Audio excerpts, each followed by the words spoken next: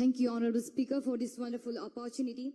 Today I stand in this house to discuss on electoral behavior on voter and voter psychology from one nation, one election perspective.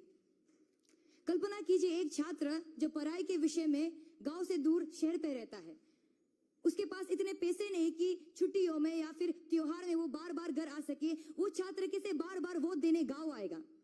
और a migrant worker skipping elections because one day's lost wage means an empty stomach. ये उसकी देशभक्ति की कमी नहीं, पर उसके पेट की भूख की शक्ति है जो उसे मतदान देने से रोकती है। When livelihood and migration drive millions away from their house, frequent elections becomes a privilege for the proximity and not just a universal right. And this is just not me speaking. There's a theory by Isaac Agen called the planned behavior theory. From voter psychology, it highlights the higher the cost and effort of voting, the lower the likelihood that people will participate in voting.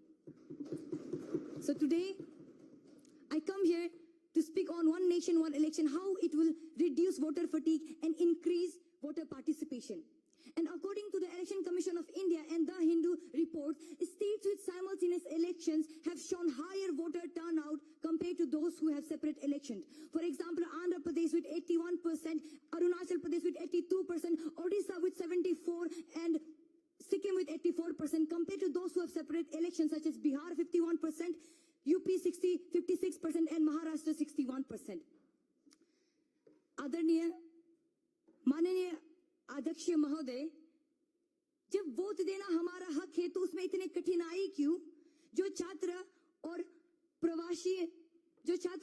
प्रवासी मजदूर रोजी रोटी के लिए घर से दूर है, उसके लिए लोकतंत्र इतने दूर क्यों? So with this, people often say India's vast diversity make one nation, one election impossible. But today I stand to ask this. Is it not that at the sound of Jana Gana Mana every feet stands and every hand salutes? Is it not that the shout of Vande Mataram every feast rises in pride? Is it not that the melody of Sare Jahan Se Acha Hindustan Hamara every heart beats as one?